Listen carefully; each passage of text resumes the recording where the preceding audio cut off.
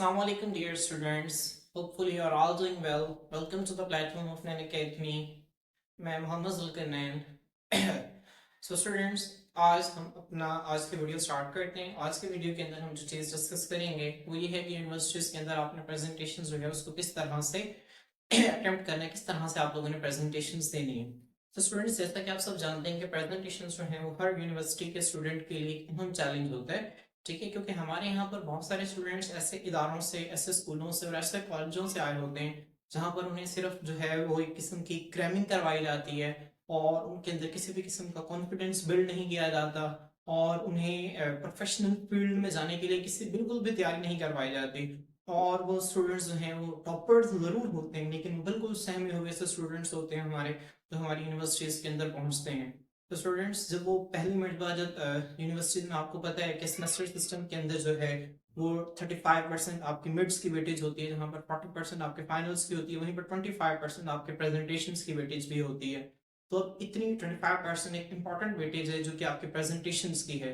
तो अब इस वेटेज को आप किस तरह से इम्प्रूव कर सकते हैं, किस तरह से आप अपनी इस वेटेज में मैक्सिमम से मैक्सिमम मार्क्स ले सकते हैं, स्टूडेंट्स आज हम इसको डिस्कस करेंगे. ठीक है, तो स्टूडेंट, सबसे पहले आप, जाहिर सी बात है, हर डिसिप्लिन के अंदर डिफरेंट सब्जेक्ट्स होते हैं और आपको हर सब्जेक्ट के अंदर अलग से प्रेजेंटेशन देनी पड़ती है.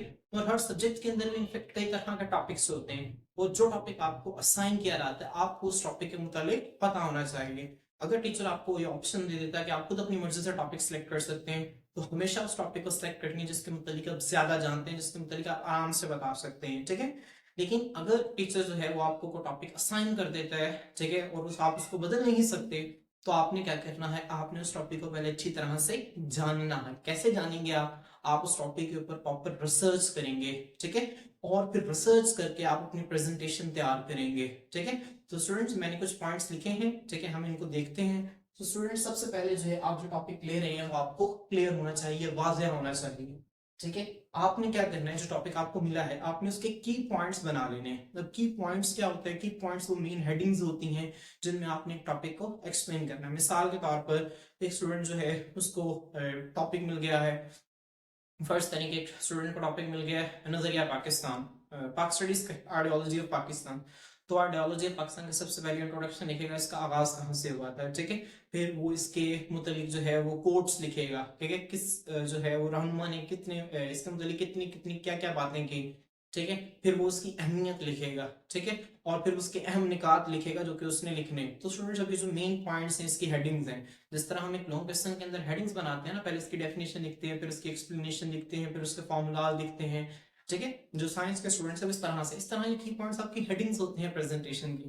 तो जब कभी आप प्रेजेंटेशन को करने जा रहे हैं तो आपने हमेशा अपने प्रेजेंटेशन का जो टॉपिक है उसकी आपने हेडिंग्स बना लेनी है. ये हेडिंग्स आपको बहुत ज्यादा मदद करेंगे अपनी प्रेजेंटेशन को इफेक्टिव बनाने के लिए. ठीक है, तो स्टूडेंट्स, आपने क्या करना है, फिर जो आपने हेडिंग्स इकट्ठी कर ली है ना, और इस तरह से आपने हेडिंग्स बनानी है कि आपका सारा टॉपिक जो है वो क्लियर हो जाए. फिर आपने अपनी हेडिंग से मुतालिक जो है वो ऑथेंटिक मालूमात लेनी है. ऑथेंटिक मालूमात आपने कहाँ से लेनी है, आपने ऑथेंटिक किताबों से और ऑथेंटिक वेबसाइट से आपने मालूमात को उठाना है और फिर जो है वो आपने अपनी प्रेजेंटेशन के अंदर डालना है. ठीक है, जब आप इस तरह से करेंगे तो आपकी जो प्रेजेंटेशन है वो बहुत बेहतरीन होगी और आपको आगे बहुत मदद मिलेगी. ठीक है, आपको ज्यादा से ज्यादा नंबर स्कोर करने में मदद मिलेगी. ठीक है, और जब आपके पास ऑथेंटिक मालूमात होगी तो आगे से कोई बच्चा सवाल नहीं कर सकता, क्वेश्चन नहीं कर सकता, आपकी प्रेजेंटेशन में कोई गलती नहीं निकाल सकता. ठीक है, तो जो ऑथेंटिक मालूमात है बहुत जरूरी है. अब देखिए स्टूडेंट्स, आगे ठीक है, इस बात को यकीनी बनाएं कि आपने अपने प्रेजेंटेशन में सारे पॉइंट्स को कवर किया है और वो जो आपकी प्रेजेंटेशन है, वो जो टाइम आपको अलॉट हुआ है, आपने उसी टाइम के अंदर अपनी प्रेजेंटेशन को कवर करना है. ठीक है, अगर आप उससे ज्यादा टाइम लेंगे या उससे कम टाइम लेंगे, ठीक है, तो वो जो है वो कह लें कि किस्म की नेगेटिव पॉइंट चला जाएगा टीचर्स की तरफ और ऑडियंस की तरफ. ठीक है, तो आपको जितना टाइम मिला है आपने उतने टाइम में अपनी प्रेजेंटेशन को कवर करना है. ठीक है, तो स्टूडेंट्स, आपने क्या करना है, ज्यादा लंबी प्रेजेंटेशंस नहीं बनानी, क्योंकि जो ज्यादा लंबी प्रेजेंटेशंस होती हैं वो बोरियत का सबब बनती हैं. आपके सामने जो ऑडियंस है, ठीक है, उन्होंने आपके बाद और भी स्टूडेंट्स की प्रेजेंटेशन सुननी है और हो सकता है वो आपसे पहले और स्टूडेंट्स की प्रेजेंटेशन सुन चुके हैं, तो अब वो बोर हो चुके हैं. तो आपने उनको कैसे अपनी तरफ अट्रैक्ट करना है ये आप पर है. अगर आप इस काबिल होते हैं कि आप उनको अपनी तरफ अट्रैक्ट कर पाते हैं और ऑडियंस आपको ध्यान से सुनती है, तो ही आप एक अच्छे प्रेजेंटर हैं, तो ही आप एक अच्छे स्पीकर हैं. ठीक है, तो आपने अपने प्रेजेंटेशन को ज्यादा लंबा नहीं रखना, उसको शॉर्ट रखना है. ठीक है, आप क्योंकि आप कोशिश करें कि आप जुबान से ज्यादा बोलें ओरली ज्यादा से ज्यादा बोलें, और प्रेजेंटेशन के अंदर आप लंबी लंबी लाइंस ना लिखें, ठीक है, आप उसके अंदर सिर्फ बुलेट्स बना दें और ठीक है हम पॉइंट्स लिख दें जिनको आप ओरली आप एक्सप्लेन कर सकते हैं, ठीक है। तो ये हमारे पास पॉइंट है। अब आपने क्या करना है, आपने जो है वो ऑथेंटिक नॉलेज डिलीवर करना है, जैसे कि मैंने आपको पहले बताया, और कोशिश करें कि आप अपने प्रेजेंटेशन के अंदर कोई नई मालूमात ऐड करें, ठीक है, कोई नई चीज ऐसी ऐड करें जिससे ऑडियंस जो है वो आपको अट्रैक्टिव हो, जिससे उन्हें कुछ नया सीखने को मिले और उन्हें लगे कि आपके प्रेजेंटेशन जो है ये वाकई में इफेक्टिव है और ये वाकई में मौसर है और इनके लिए वाकई ये हेल्पफुल है। ओके, तो स्टूडेंट्स ये हमने देखे कि प्रेजेंटेशन जो है वो आपके टॉपिक के हवाले से आपने क्या क्या चीजों को जहन में रखना है।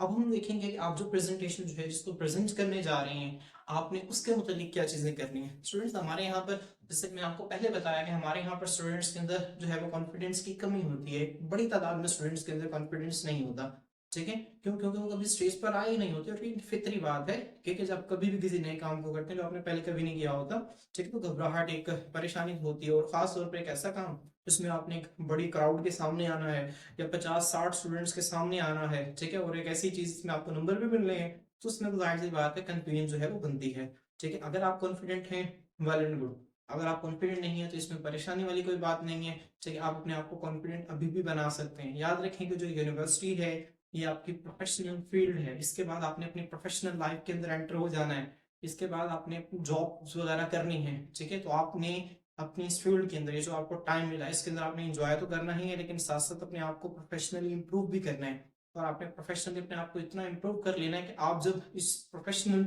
लाइफ, ये जो यूनिवर्सिटी है, आप जब इससे प्रोफेशनल लाइफ के अंदर एंटर हो, अपनी जॉब के लाइफ के अंदर एंटर हो, तो आप जो है वो एक स्किलफुल आदमी हो, एक स्किलफुल आपको कह लें कि आप एक स्किलफुल बंदे हो, ठीक है, कि आपको हर कंपनी चाहे कि हम आपको अप्रोच करें, हम आपको रखें, आप हमारे पास आए, इतना आपके अंदर जो है वो टैलेंट होना चाहिए, इतना आपके अंदर जो है वो स्किल्स होनी चाहिए, ठीक है। तो आप, और इसमें जो सबसे बड़ी स्किल जो मानी जाती है वो आपका कॉन्फिडेंस है। अगर आपके पास कॉन्फिडेंस है, ठीक है, तो स्टूडेंट्स आप जो है वो अपने आप को किसी भी मुकाम पे लेके जा सकते हैं, ठीक है। तो कॉन्फिडेंस बहुत जरूरी है जो कि अपने आप ने अपने अंदर डेवलप करना है। आप कैसे डेवलप करेंगे? आपने कॉन्फिडेंस जो है वो स्टेज के सामने आपको बात करने का, सबसे पहले तो आपको दूसरों के साथ बात करने का कॉन्फिडेंस होना चाहिए, ठीक है। आपने दूसरों के साथ बात किस तरह से करनी है, कितनी बात करनी है, कैसे करनी है, क्यों करनी है, ठीक है, आपको इन चीजों का पता होना चाहिए।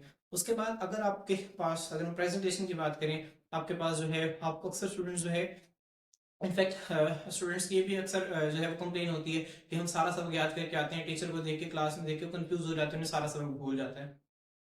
ऐसा क्यों होता है? कंफ्यूजन है। अब कंफ्यूजन को आपने दूर कैसे करना है, ठीक है, देखें, आप अपनी कंफ्यूजन को कैसे दूर कर सकते हैं, ठीक है। आप क्या करें, अपने दोस्तों के सामने खड़े होकर जो आपको टॉपिक मिला है आप उसको अपने दोस्तों के सामने खड़े होकर प्रेजेंट करें। जब आप उसे अपने दोस्तों के सामने खड़े होकर प्रेजेंट करेंगे, ठीक है, तो आप उसको, अगर आपकी गलती हो भी जाती है, ठीक है, तो क्योंकि वो मार्क्स नहीं है, वो क्लास का सीरियस माहौल नहीं होगा, ठीक है, तो वहां पे आप जो है वो अपने आप को बेहतर कर सकते हैं, ठीक है, आप अपने अंदर कॉन्फिडेंस डेवलप कर सकते हैं, ठीक है। अगर आपके पास फ्रेंड्स नहीं है, आप घर में हैं, आप डे स्कॉलर हैं, तो आप अपनी फैमिली के सामने इसको कर सकते हैं, ठीक है, आप अपने सिबलिंग्स के साथ इसको कर सकते हैं, कजन्स के साथ इसको कर सकते हैं, ठीक है। जिस तरह से आप अपनी प्रैक्टिस के जरिए अपने आप कॉन्फिडेंस को बेहतर बना सकते हैं, ठीक है। स्टूडेंट्स, इसके बाद जो सबसे इंपॉर्टेंट है वो ये है कि आप शीशे के सामने, आईने के सामने खड़े हो जाए, अपनी आंखों में आंखें डालें और खुद को एड्रेस करें और खुद को देखें कि आप, और बताएं कि आप जो है वो प्रेजेंटेशन को मौसर बना सकते हैं, आप अपनी प्रेजेंटेशन को इफेक्टिव कर सकते हैं, आप बेहतरीन प्रेजेंट कर सकते हैं, आप इस काबिल हैं, आपके अंदर एक कॉन्फिडेंस है, ठीक है। जब आप खुद का सामना कर लेंगे तो आप दुनिया में सबका सामना कर लेंगे, ठीक है। तो आपने इस चीज को जहन में रखना है, ठीक है, कि आप जो है वो शीशे के सामने खड़े होकर जो आपने बोलना है, ठीक है, खुद की आंखों में देख के बोलें, ठीक है, और आप यकीन करें इससे बहुत अच्छा कॉन्फिडेंस है वो इंसान के अंदर डेवलप होता है, ठीक है। तो फ्रेंड, इसके बाद आपने कंफ्यूज बिल्कुल भी नहीं होना प्रेजेंटेशन में। अगर आप कंफ्यूज हो रहे हैं, क्योंकि जाहिर सी बात है घबराहट है, कंफ्यूजन है, प्रेजेंटेशन से पहले अक्सर जो है बच्चों की टांगे कांपने लग जाती है, क्योंकि उन्हें डर होता है कि अगर प्रेजेंटेशन में गलती हो गई पता नहीं क्या होगा। स्टूडेंट्स, कुछ नहीं होगा, आप यूनिवर्सिटी के अंदर यहाँ पर स्टूडेंट से गलतियां होती हैं, ठीक है, और गलतियों से ही सीखते हैं, ठीक है। तो आपने बिल्कुल परेशान नहीं होना इस केस में, ठीक है। अगर आपसे गलती हो जाती है तो आपने उस गलती को रिपीट नहीं करना, उस गलती से सीखना है, ठीक है। तो स्टूडेंट्स, आपके पास नेक्स्ट पॉइंट है वही है कि आपकी जो बॉडी लैंग्वेज है ये आपकी प्रेजेंटेशन के साथ मिलनी चाहिए, ठीक है। आप जो बात बोल रहे हैं, आप जो प्रेजेंटेशन दे रहे हैं, ठीक है, अब वो जो प्रेजेंटेशन में आप जो वर्ड्स इस्तेमाल कर रहे हैं, आपकी बॉडी लैंग्वेज जो है उसके साथ सिंक्रोनाइज हो। सिंक्रोनाइज का मतलब होता है, हम इंग्लिश में इस तरह से कहते हैं कि दो चीजें मिलती हैं और वो मिलकर एक चीज एक काम करती है, वही चीज जो है वही सेम काम है दूसरी चीज करती है, लेकिन जब ये दोनों चीजें मिलती हैं आपस में, ठीक है, तो वो जो काम है वो बहुत इफेक्टिवली होता है। इससे कहते हैं सिंक्रोनाइजेशन। तो प्रेजेंटेशन में भी आपका भी यही है, ठीक है, जब आप बोल रहे हैं एक और दूसरी आपकी बॉडी लैंग्वेज, ठीक है, ये दोनों चीजें जब आपके मिलेंगी तो आपकी प्रेजेंटेशन जो है वो बहुत ज्यादा बेहतर होनी चाहिए। ठीक है, तो आपने अपनी दोनों चीजों को अटैच करना है, सिंक्रोनाइज करना है। ठीक है, आप ये कैसे कर सकते हैं, आप डिफरेंट वीडियोस देखें, आप हमारी वीडियोस देखें, ठीक है, आप और बाकी जो है जहां पर जो है आप वो बोलते हैं और साथ अपनी बॉडी लैंग्वेज को इस्तेमाल करते हैं, ठीक है, आप इस तरह से अपने आप को बेहतर बना सकते हैं। कोशिश करें कि जब भी प्रेजेंटेशन दें अपने हाथ पाँव को मूव रखें, तो मूवमेंट में रखें। इससे जो है वो ऑटोमेटिकली खुद ब खुद ही आपकी बॉडी जो है वो आपको अडेप्ट कर लेगी और आप जो है जो लफ्ज आप बोल रहे हैं वो आपकी बॉडी लैंग्वेज उसको प्रेजेंट करेगी। ठीक है, और इससे ये फायदा होगा कि जो ऑडियंस है वो आपकी तरफ ज्यादा अच्छी तरीके से अट्रैक्टिव होगी, अटेंटिव होगी और अटेंटिव होगी आपको सुनेगी। हमारे पास जो नेक्स्ट पॉइंट है वो ये है कि आपने डायनामिक पोजीशन लेना है।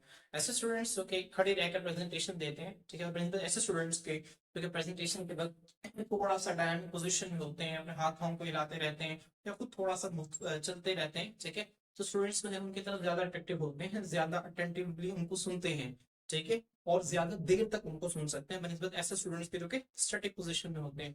तो आपने इस चीज का भी ख्याल रखना है, ठीक है। और उसके बाद ये है कि आपने अपने आई कांटेक्ट को मेंटेन करना है स्टूडेंट्स के साथ। जब कभी भी आप प्रेजेंटेशन दे रहे हैं, ठीक है, तो आप आई कांटेक्ट जो है वो आपके हर स्टूडेंट के साथ मैच हो।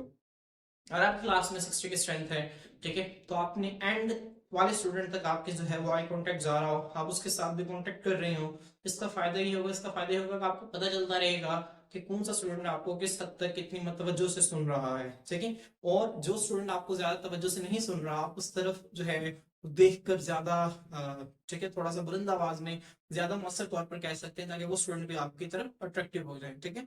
और ये एक स्पीकर की, एक प्रेजेंटर की सबसे बड़ी काबिलियत होती है कि वो अपने ऑडियंस को कितनी देर तक अपने साथ अटैच रखता है, ठीक है, तो आपने इस चीज का भी ध्यान रखना।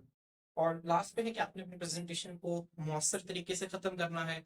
ऐसा नहीं है कि आपने प्रेजेंटेशन दी और आपने उसको बिल्कुल इस तरह से खत्म कर दिया कि आपकी नॉलेज आधी चीजें हुई आधी चीजें नहीं हुई, ठीक है, तो इस तरह से आपने भरगिज नहीं करना। आपकी जो नॉलेज है, आपकी जो प्रेजेंटेशन है, जो आपने उसमें नॉलेज डिलीवर करना है, और आपने बात को मेक श्योर कर लेना है कि आपने कंप्लीटली डिलीवर कर दिया और कोई चीज बाकी नहीं बची, और आप अपने टॉपिक को कंक्लूड करना है। तो जो कंक्लूजन है बहुत इंपॉर्टेंट होता है, इसके मार्क्स भी होते हैं, ठीक है, तो आपका कंक्लूजन जो है वो मौसर होना चाहिए, बेहतर होना चाहिए, और ठीक है स्टूडेंट्स के लिए मददगार साबित होना चाहिए, ठीक है।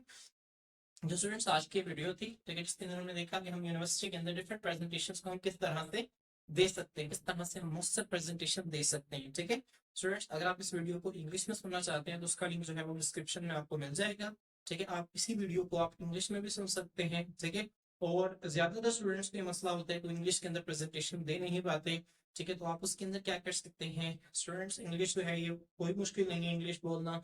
इंग्लिश जो है वो एक सिंपल एक लैंग्वेज है जिस तरह उर्दू है, ठीक है, और लैंग्वेज को जब जितना आप बोलेंगे उतना ही आप जो है उसके अंदर ज्यादा मौसर तरीके से परफॉर्म कर सकेंगे, क्योंकि ये जदीद दौर है, ठीक है, ये इंग्लिश का दौर है, ठीक है, इंग्लिश एक इंटरनेशनल लैंग्वेज है। दुनिया की सारी जो है वो ट्रेड, ठीक है, जितने भी रिलेशंस हैं, इंटरनेशनल रिलेशंस, वो सब इंग्लिश में मिलते हैं। तो आज के दौर में इंग्लिश जो है वो बहुत ही ज्यादा अहमियत की हामिल है। जो स्टूडेंट्स को इंग्लिश बोलना आती है, ठीक है, वो बाकियों से बहुत ज्यादा तरक्की कर सकता है। तो अगर आप भी इंग्लिश में प्रेजेंट करना चाहते हैं तो इसमें कोई मुश्किल बात नहीं है, ठीक है, इसमें आपको कोई अलग से वोकैबुलरी याद करने की जरूरत नहीं है। आपने क्या करना है, इंग्लिश में प्रेजेंटेशन देने का एक ही तरीका है कि आप इंग्लिश में बोल रहे हैं, ठीक है, चाहे गलत बोल रहे हैं लेकिन आप बोल रहे हैं, ठीक है। आप गलत बोलेंगे, ठीक है, आप उसकी करेक्शन करेंगे, फिर दोबारा बोलेंगे, फिर करेक्शन करेंगे, ठीक है। आपको जहाँ कोई लफ्ज नहीं आ रहा, आप उसको डिक्शनरी से कंसल्ट करके फिर आप दोबारा उसको सुनेंगे, दोबारा आप बोलेंगे, ठीक है, तो इंशाल्लाह आप सीख जाएंगे, ठीक है। स्टूडेंट्स, ये हमारी आज की वीडियो थी। अगर आपको अच्छी लगी, ठीक है, तो आप इसको लाइक करें, हमारे चैनल को सब्सक्राइब करें और बाकी स्टूडेंट्स के साथ भी शेयर करें ताकि इनका ये सिलसिला जो है वो आगे बढ़ता रहे। स्टूडेंट्स, आज के लिए इतना ही। अपना ध्यान रखें। अल्लाह हाफिज।